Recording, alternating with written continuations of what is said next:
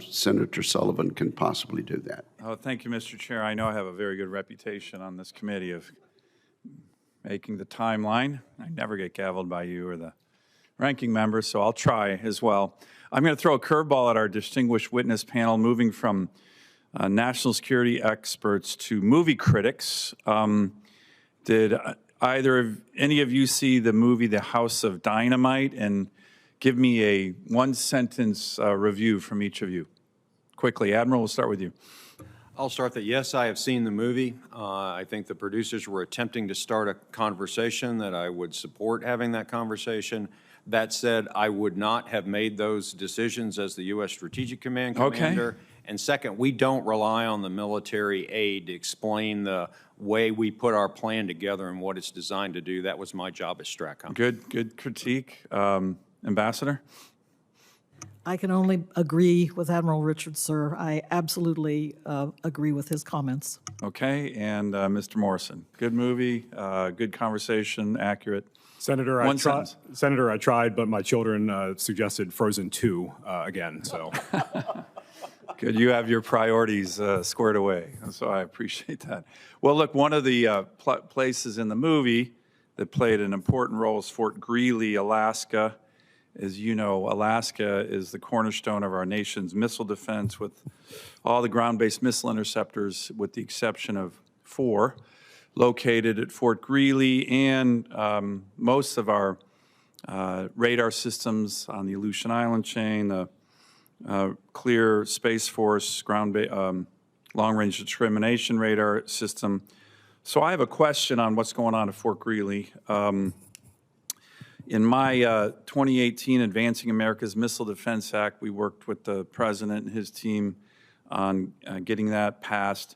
We decided, and I think it's a very bipartisan view here, to expand the capabilities at Fort Greely.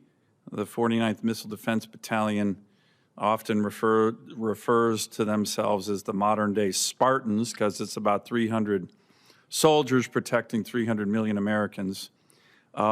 Yet we in that bill, we got 20 more silos built a number of years ago for more GBIs, and they sit empty still, which is an enormous frustration of mine, given that we have a shot doctrine that says, hey, you need to send up a certain number of missiles to take out rogue incoming missiles like you saw in that movie.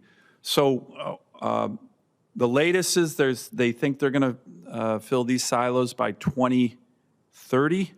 In the meantime, in last year's NDAA, as part of my Golden Dome Act legislation, the Congress strongly suggested an additional 20 silos at Fort Greely.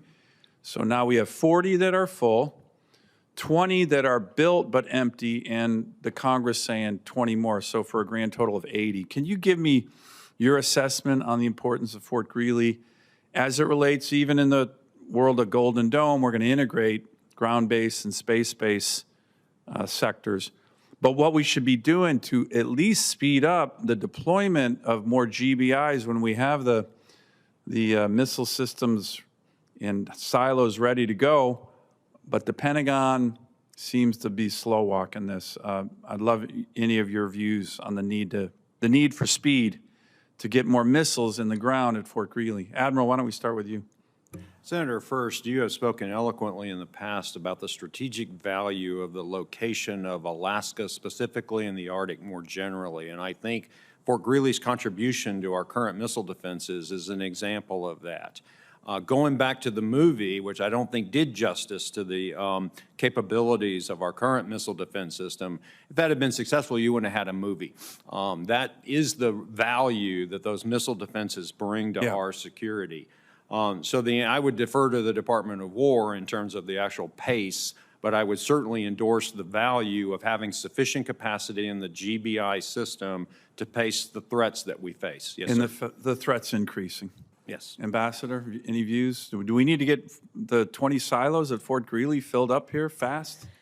2030 is too long. Sir, I've been at Fort Greely myself, and I greatly respect the teams there. I have to say that was an aspect of the movie that disturbed me as well. But I will say I stand by what we said in the Strategic Posture Commission report, which is in looking ahead and looking toward Golden Dome and considering the capability we already have in our defenses at Fort Greely, that we need to really focus on denying our potential adversaries opportunistic opportunities to go after critical targets in the United States in both integrated air and missile defense. So we need to also be thinking about all the air-breathing threats that will be coming at us in future. And Mr. Morrison, if you can answer this in 30 seconds, the chairman will probably forgive me.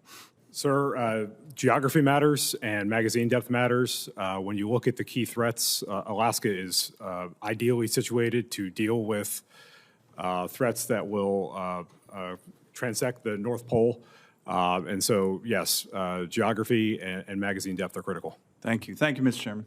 Senator King, I understand you are yielding back your time. Is that correct?